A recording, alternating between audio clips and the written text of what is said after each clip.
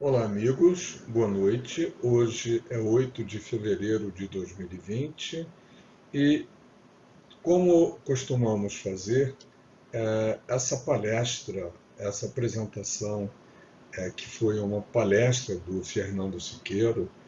O último mandato dele como conselheiro fiscal acabou em 2019 e ele esteve, no dia 22 de janeiro, no litoral paulista, no Sindipetro do litoral paulista, onde estava sendo feita uma Assembleia Geral Extraordinária que visava fazer os colegas do sindicato local aprovar ou não, dar autorização ou não ao Sindipetro Litoral Paulista para assinar o termo de compromisso com a Petros.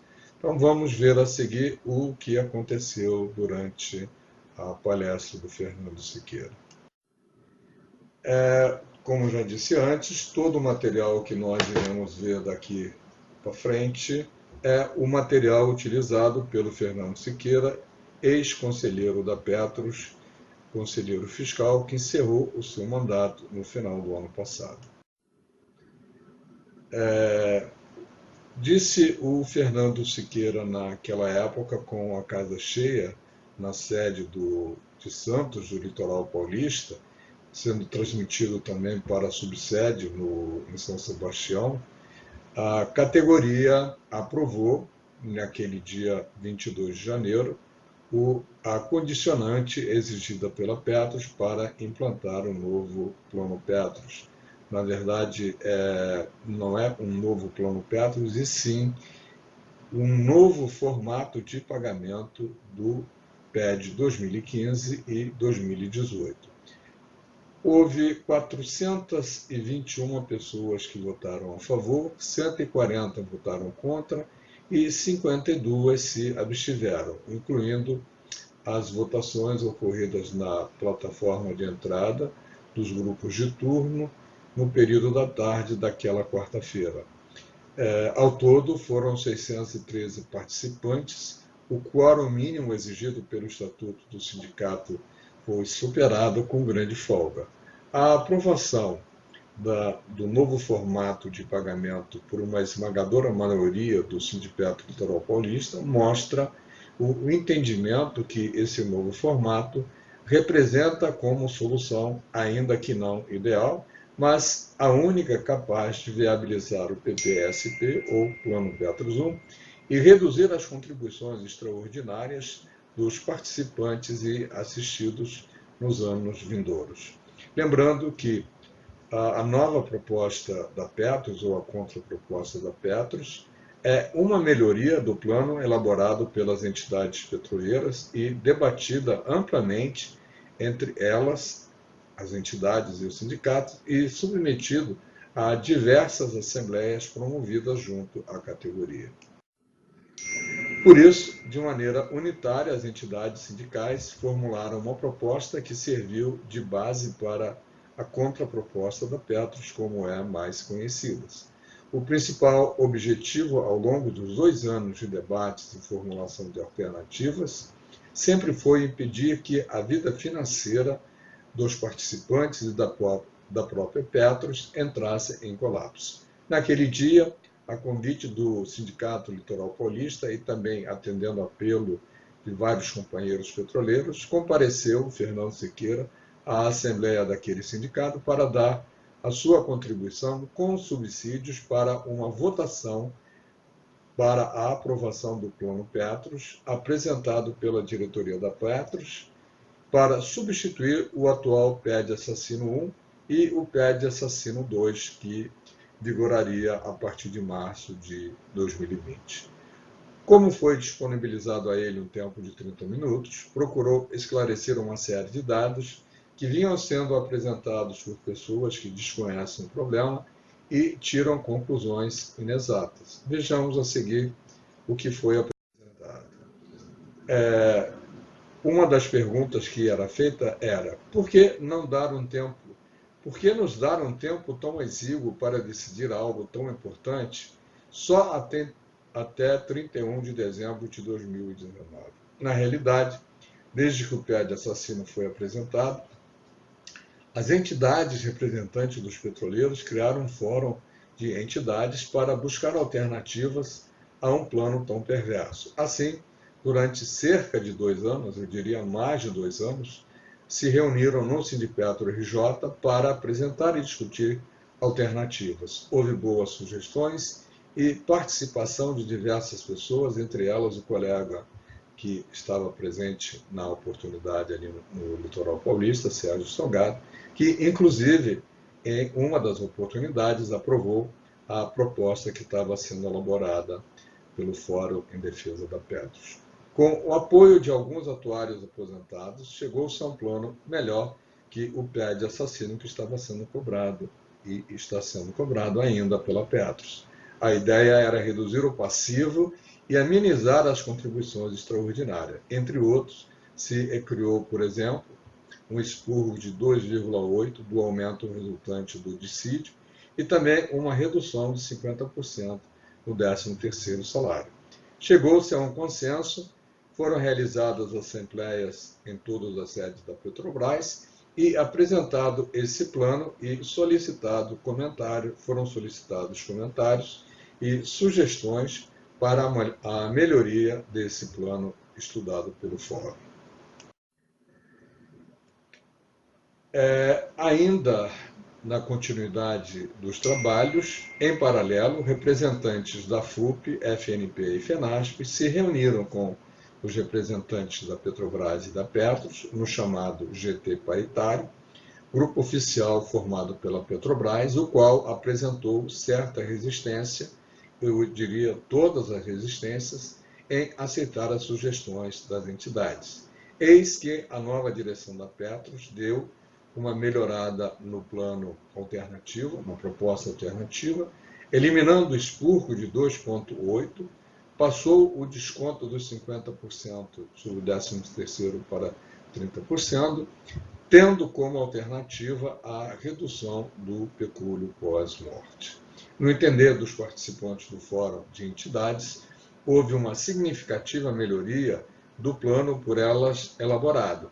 Não deu para entender a primeira votação do Sindipetro Litoral Paulista, que rejeitou esse plano por 2 votos de diferença, sendo o único sindicato a fazê-lo até então.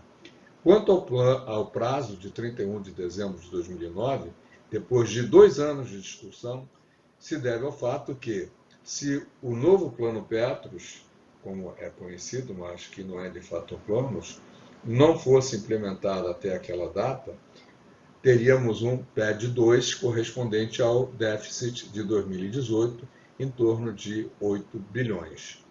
NPP, de fato, não é novo plano Petros, e sim uma nova forma de pagar os déficits de 2015 e 2018. Essa observação é mínima, mas é de comum acordo e de conhecimento de todos. O presidente da Petros conseguiu, para que fosse possível implantar esse novo formato de pagamento, uma prorrogação até março de 2020, por meio de um termo de ajuste de conduta com a Predic. Esse já é de conhecimento de todos. Uma outra questão que se faz e se fazia comumente era: estão nos cobrando um déficit do qual não temos a menor ideia de sua origem. Diz o nosso colega Fernando Siqueira. Ele, Brandão e Tedesco, conselheiros eleitos, fizeram muitas palestras mostrando as causas desse déficit, feito por artigos em blog dos conselheiros, explicando a origem do déficit, sem contar que a própria Petros explicou as causas do déficit. Foram exibidos slides mostrando que, em 2012, o PPSP teve um superávit de 3 bilhões. Em 2013, o governo reduziu a taxa real de juros, obrigando os fundos de pensão a sair da zona de conforto, que era a posse de títulos do governo, porque esses não davam mais o rendimento IPCA mais 6%, que é a meta atuarial, que será mudado com a nova proposta de pagamento a ser implantada a partir de abril de 2020. Tiveram que optar por aplicar em renda variável.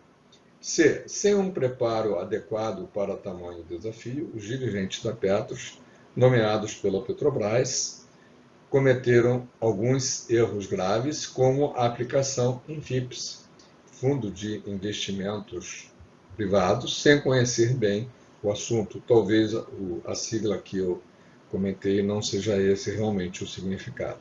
As bolsas caíram, como era previsto, e tudo piorou. Estão nos cobrando um déficit da qual não temos a menor ideia da sua origem, continuando ainda sobre a mesma pergunta. Foram feitos alguns investimentos por determinação da Petrobras, como é de conhecimento público, na Sete Brasil, em Belo Monte, na Itaúsa e ainda em outros ativos. Assim, em 2013, o superávit do ano anterior passou para um déficit de cerca de 2 bilhões. Em 2014, o déficit saltou para 6 bilhões. Em 2015, ocorreu um déficit de 15 bilhões, causado principalmente por 5,2 bilhões referente à correção da família real, 3,4 bilhões referentes à eliminação do limite de 90% do teto e 1,3 bilhões referentes a um acordo de ajuste de níveis. O Conselho Fiscal, por sua vez, vinha rejeitando reiteradamente as contas da Petros. Mesmo assim, devido ao voto de qualidade, a Petros seguia em frente. Essas foram alguns dos motivos, e se a diretoria da Petros tivesse atendido o Conselho Fiscal, poderia ter cobrado esse déficit em parcelas suaves e abatido parte nos períodos de superávit do plano. Vamos ver a seguir como o déficit de 2015 se formou. É uma pergunta que muita gente faz, todo mundo quer saber, e temos aqui na tela as principais causas dos déficits de 2013 e 2014. Em 2013, perdas dos títulos públicos, 3 milhões 356 mil. Inflação sobre reserva matemática, 5 milhões e 200 mil. Ações da Telemar, 650 mil. Tábua de mortalidade, a alteração da tábua de mortalidade dos participantes da Petros, 1 milhão e 54 mil. Saldo positivo de 2012, 3 milhões e 6 mil. Saldo final de 2013, um déficit de 2 milhões 420 mil 240. O déficit de 2014, ações da Vale, 907 milhões. Ações da Itaúsa, 498 milhões. Inflação sobre a reserva matemática, que deveria ter sido ajustado e, consequentemente, trouxe um déficit de 6 bilhões.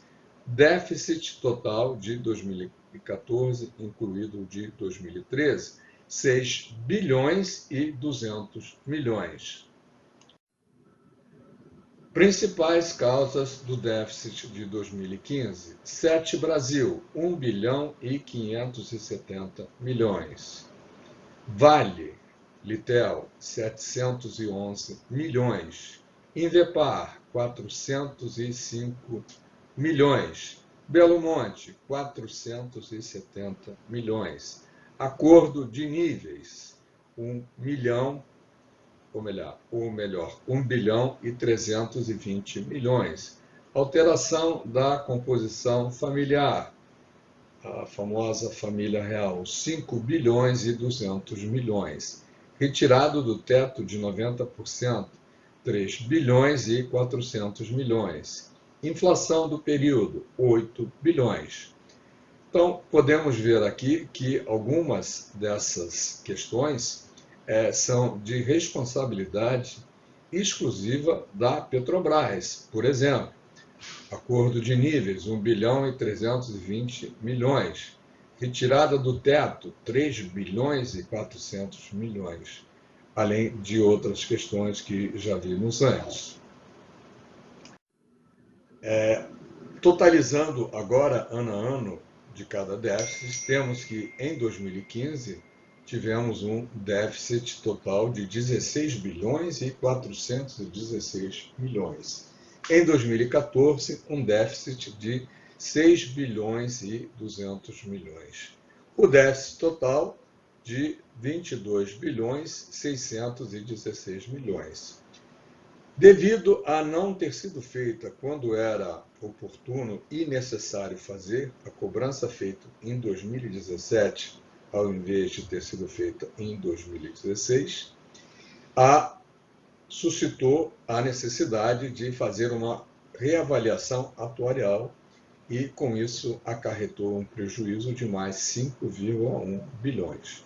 Consequentemente, o déficit total que foi gerado em 2015 foi de 27,7 bilhões. Está aí os motivos e o porquê, a origem do desastre de esse déficit bilionário que a Petros quer nos cobrar, que não geramos, não demos causas e muitos são devidos exclusivamente à Petrobras.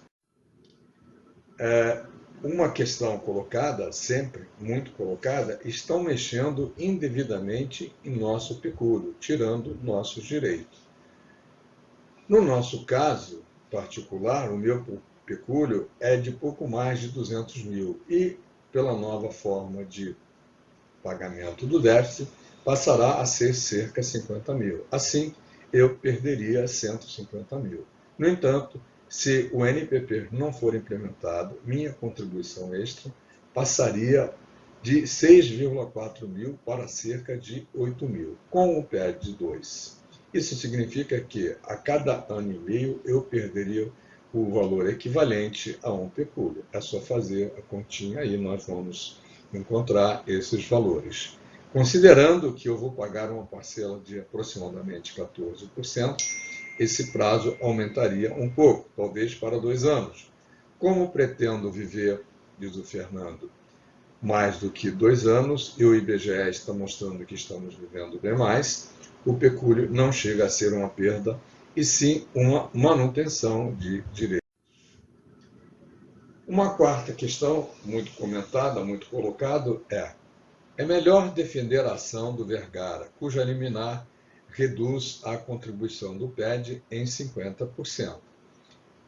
O novo formato de pagamento do déficit 2015-2018, o NPP, reduz a contribuição em cerca de 42%, 34% no PED 1 e mais 8% no PED 2 para 14%, o que faz a ação do Vergara perder objeto nesse quesito. A ação do Vergara tem outras reivindicações, pois o NPP reduz bem mais a contribuição extra. 5. A contribuição variável é um risco elevado, pois se o déficit aumentar, teremos que aumentar a contribuição. Resposta para essa questão. Todo plano BD, como o nosso PPSP, tem como característica benefício definido e contribuição variável. Claro, se nós estamos vivendo mais, como mostra o IBGE, temos que pagar mais para manter viável o nosso plano. O plano de contribuição definida não varia a contribuição, mas, ao final, ao se aposentar, o participante poderá ter várias surpresas, inclusive desagradáveis. Portanto, ter uma contribuição variável, como propõe o NPP, não é uma novidade, nem perniciosidade. É inerentes ao plano BD. Diga-se de passagem, essa modificação deveria ter sido feita já há muito tempo e não foi feita, e isso também é um problema acarretado pela má gestão, pela gestão ineficaz, ineficiente de quem dirigiu a Petros até antes do atual presidente.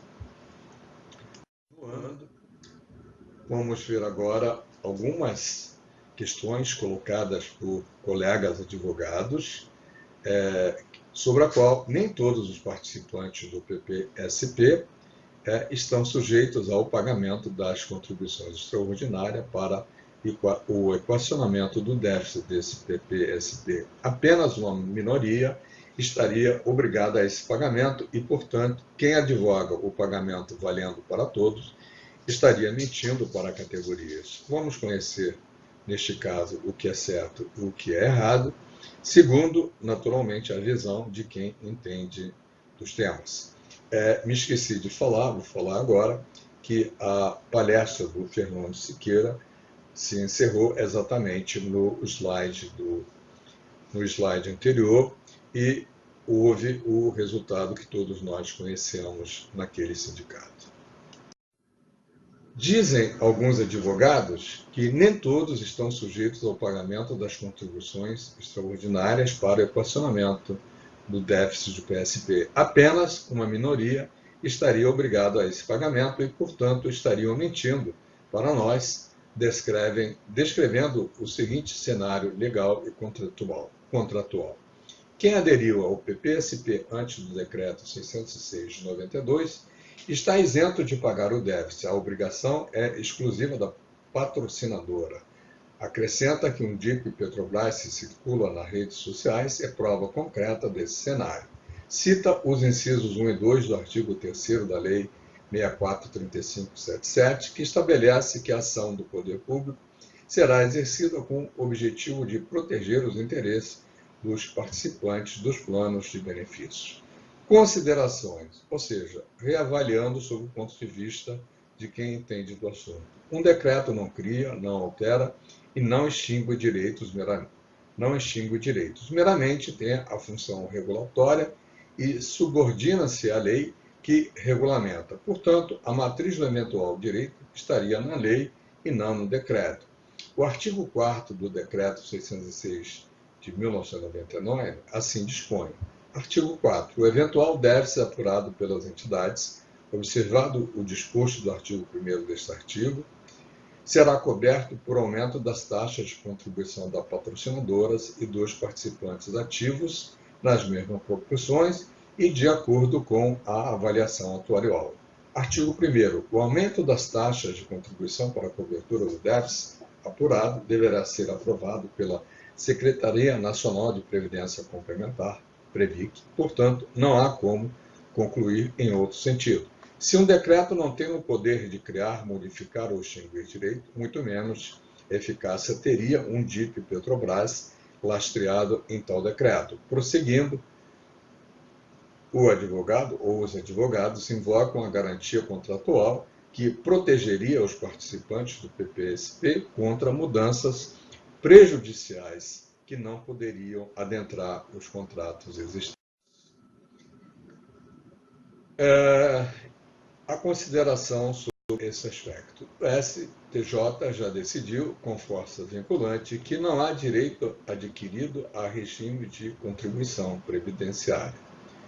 Prosseguindo, segundo os colegas advogados, quem aderiu ao PSP após a entrada em vigor do decreto 60692, se for participante ativo, paga pelo déficit juntamente com a patrocinadora. Se for assistente, segue isento da obrigação. Considerações de quem entende do tema. Como já visto, um decreto não cria, não modifica e não extingue direitos, apenas regulamenta uma lei. Portanto, não há amparo para tal afirmativa.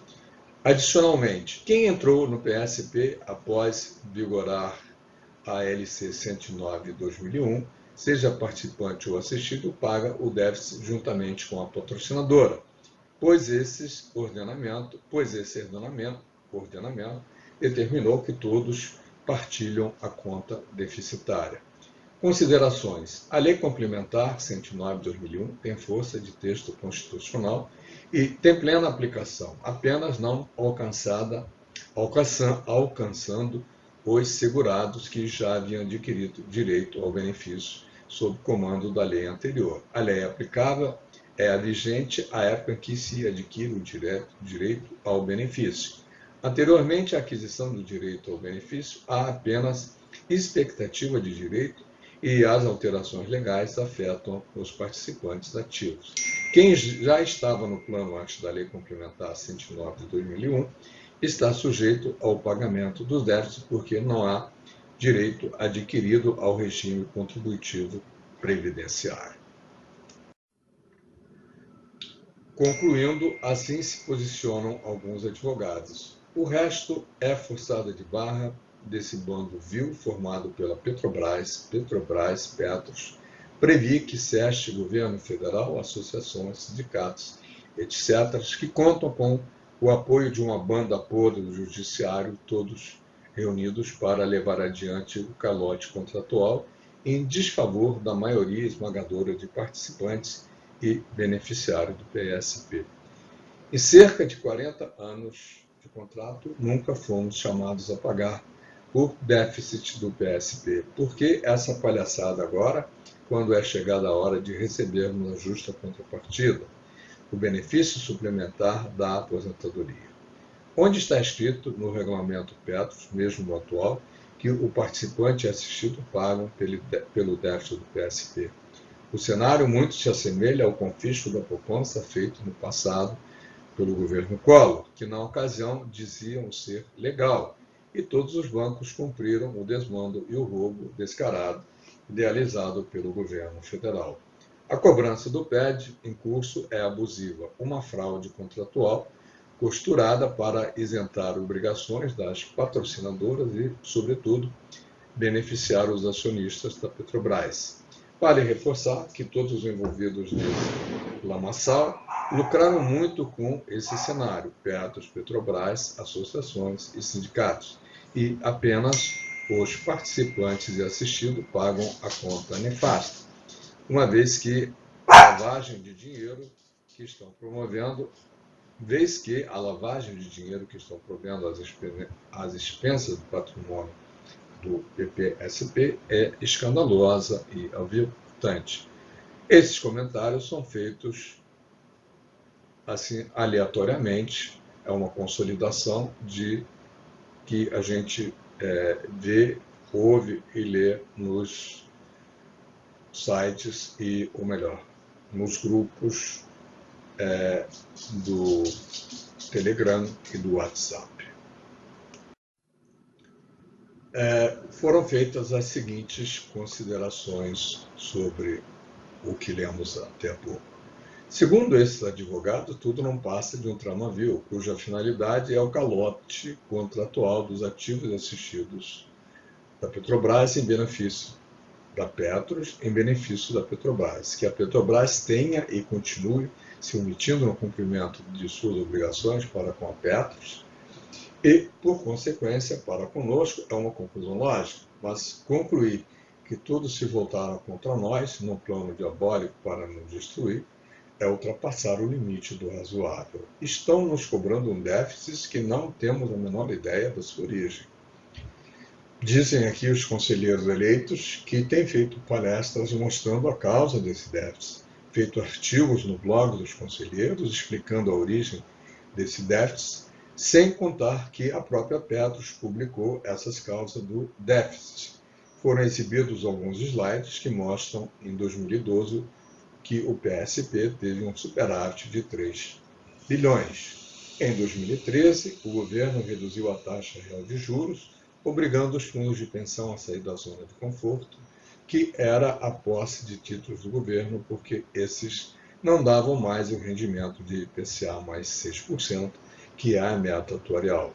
Tiveram que optar os gestores da Petros por aplicarem renda variável, sem um preparo adequado para tamanho desafio. Os dirigentes e gestores da Petros, nomeados pela Petrobras, cometeram erros gravíssimos, como aplicarem FIPs sem conhecer bem do assunto.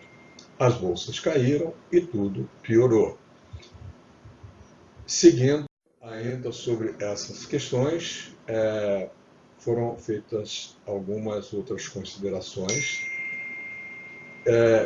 como essas. Foram feitos ainda alguns investimentos por determinação da Petrobras, como a Sete Brasil, a Belo Monte, Itaúsa e outros. Assim, em 2013, o superávit do ano anterior passou para um déficit de 2 bilhões. Em 2014, o déficit pulou para 6 bilhões. Em 2015, ocorreu um déficit de 15 bilhões, causados principalmente por 5,2 bilhões referentes à correção da família real, 3,4 bilhões referentes à eliminação do limite de 90% e 1,3 bilhões referente ao acordo de níveis. Como vemos, maior parte desses valores são de responsabilidade da Petrobras. E como dissemos antes, o Conselho Fiscal vinha rejeitando as contas da Petros, sendo esses alguns dos motivos, pois se a Petros tivesse atendido ao Conselho Fiscal, deveria e poderia ter cobrado esse déficit em parcelas suaves e abatido parte nos períodos de superávit do plano.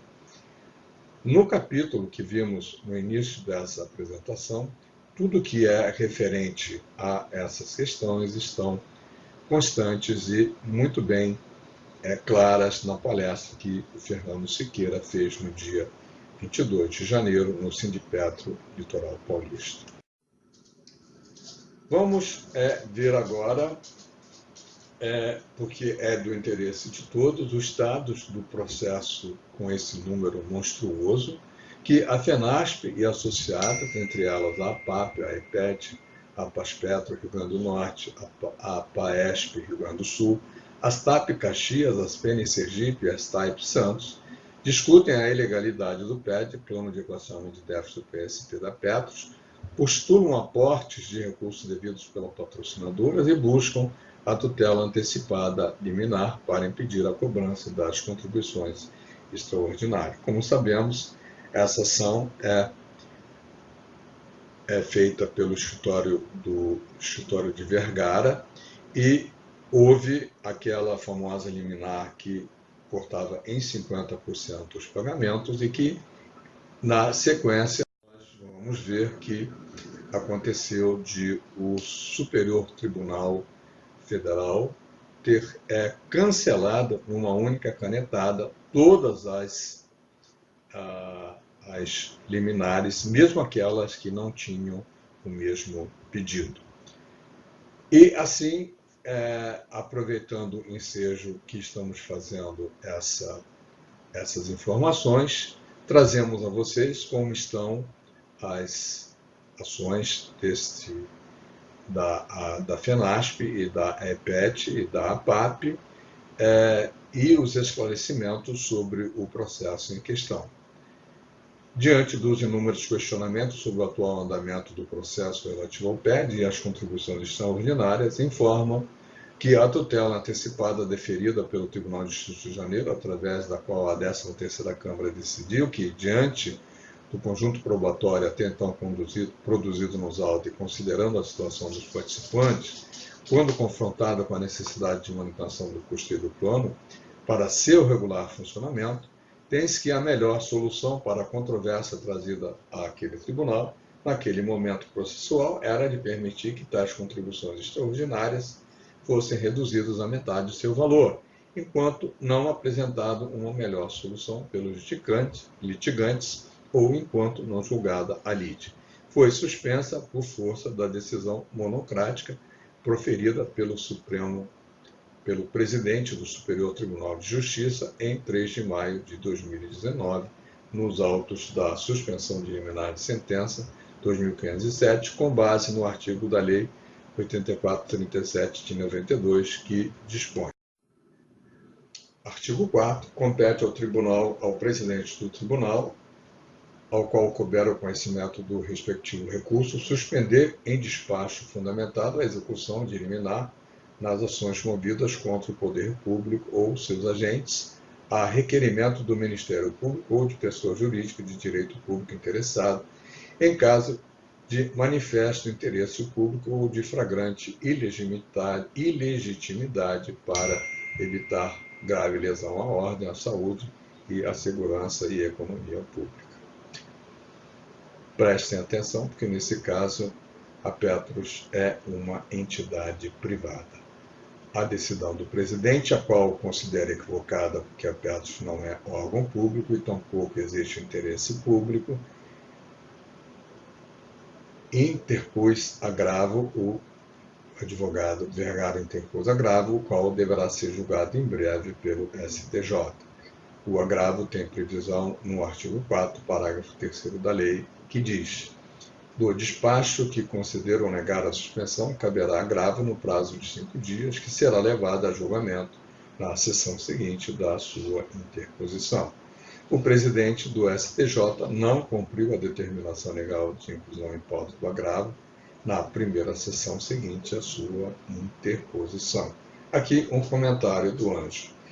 Por essas e outras razões, é que muita gente, inclusive este que está comentando esse material, entendeu que era oportuno a gente assinar esse termo de compromisso e depois recorrer, porque é uma batalha longa e desgastante, e quanto menos a gente puder pagar, melhor para todos. O presidente do tribunal poderá conferir ao pedido efeito suspensivo liminar se constatar em juízo prévio a plausibilidade do direito invocado e a urgência da concessão da medida, incluída na medida provisória número 2, 180-35 de 2001.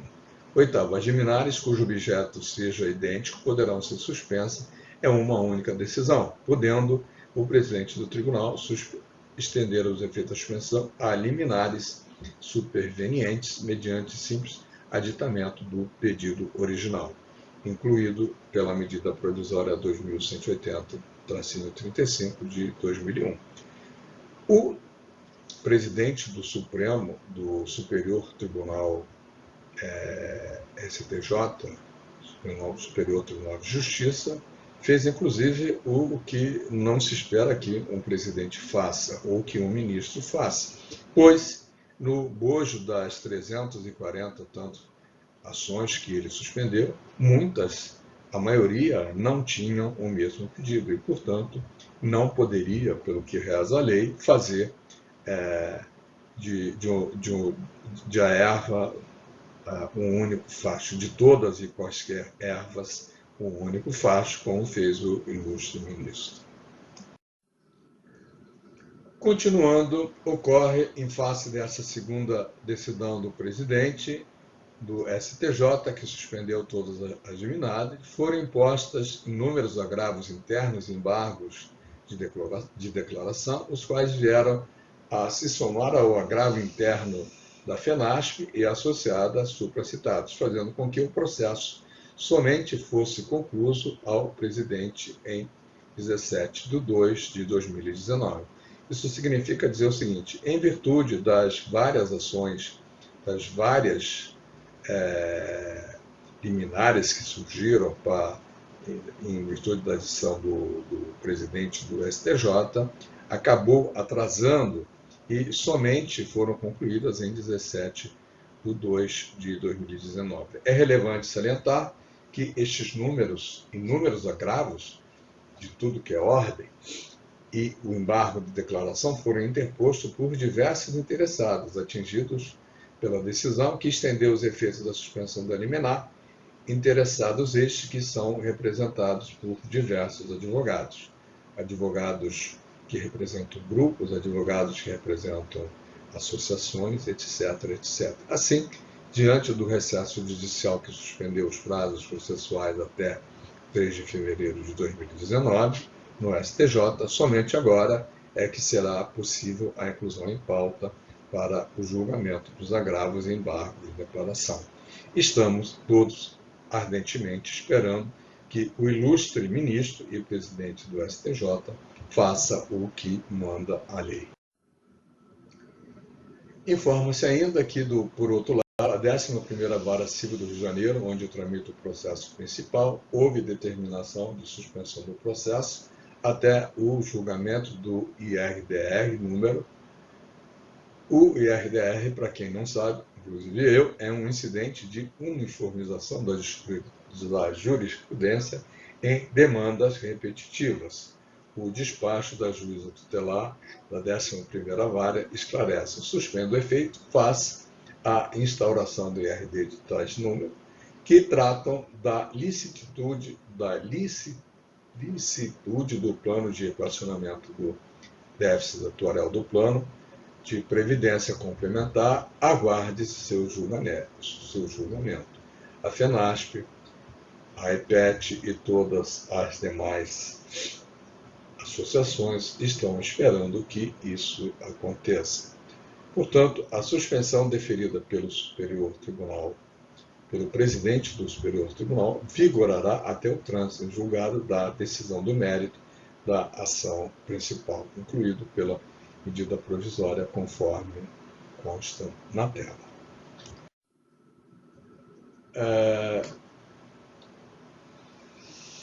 Vamos aqui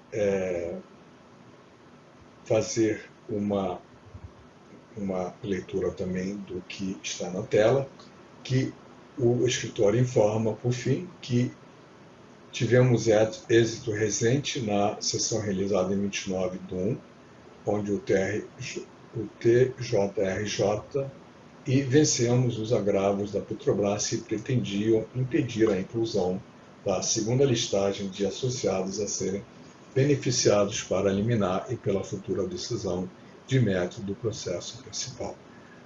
Aproveito o ensejo para registrar ainda algumas vitórias que tivemos em recurso ligado à ação principal, entre eles o agravo do instrumento tal, o agravo do instrumento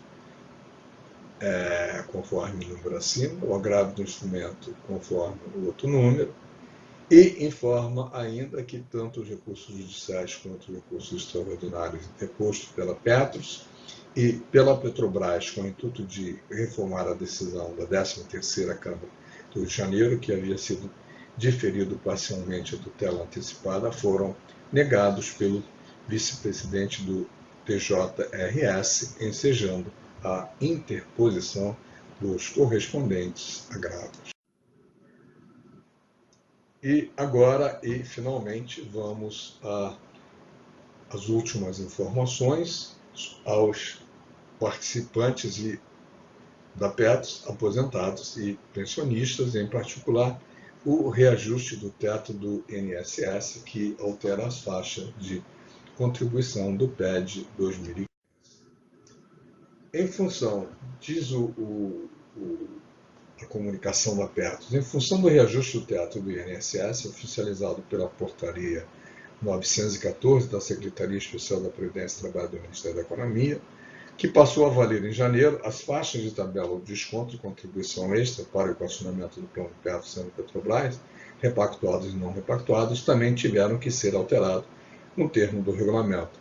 Com o reajuste do teto de 5.000, com o reajuste do teto, que passa de 5.839,45 para 601,66, os limites de cada faixa mudaram. Entretanto, é preciso lembrar que isso vale até que nós continuemos a pagar o PED conforme está instituído e que deverá se encerrar em março deste ano e a partir de abril será de acordo com a nova proposta. Então, tudo que está escrito aqui, que os senhores terão a oportunidade de ler, poderão dar um clique na voz do locutor e ler com toda tranquilidade, só vai valer até março deste ano. Não houve qualquer alteração no percentual das alíquotas, a mudança se restringe às faixas cobertas por cada alíquota, por estarem diretamente ligadas ao teto do INSS. Cabe reforçar que ninguém paga a alíquota máxima de 34,44 sobre o total do benefício Petros, mas o resultante da combinação das três alíquotas. E o INSS fez essa alteração e passou a ser utilizada pela Petros esse valor que aí está. E é importante, a Petros lembra a todos, é importante lembrar que o novo PED, que abrange o déficit de 2015 e 2018, está em fase de aprovação, como sabemos, vai passar a valer a partir de abril de 2020, e em vez das alíquotas escalonadas de acordo com as faixas de benefícios, atrelados ao teto do INSS, este novo modelo prevê alíquota única de contribuição extraordinária para o equacionamento. Todo mundo já conhece isso, mas faremos um revival para que voltemos a nos lembrar do que foi colocado na nova proposta de pagamento desse déficit, né? A alíquota única, vejamos aqui, tá? Alíquota única determinada pela situação no plano de ativo ou assistido. A contribuição normal será por alíquota flutuante, apurado segundo critérios atuariais, se houver necessidade. O abono salarial terá uma alíquota diferenciada de contribuição extra de 30%. O valor do pecúlio será aplicado sobre o teto de 2 vezes a renda global para o assistido ou de 2 vezes o salário de contribuição do ativo. A duração do equacionamento é vitalícia até o pagamento do último benefício. O cálculo dos benefícios é com base nos últimos 36 apenas para aqueles colegas que ainda vão se aposentar. E a desvinculação do INSS. Atualmente, vale tudo o que está aqui na tabela de situação atual. Eu não li porque é extenso e não precisa, todo mundo já conhece. É importante fixar bem a nova proposta de pagamento, como ela será. Todos já conhecemos, apenas um flashback para que não nos esqueçamos dela.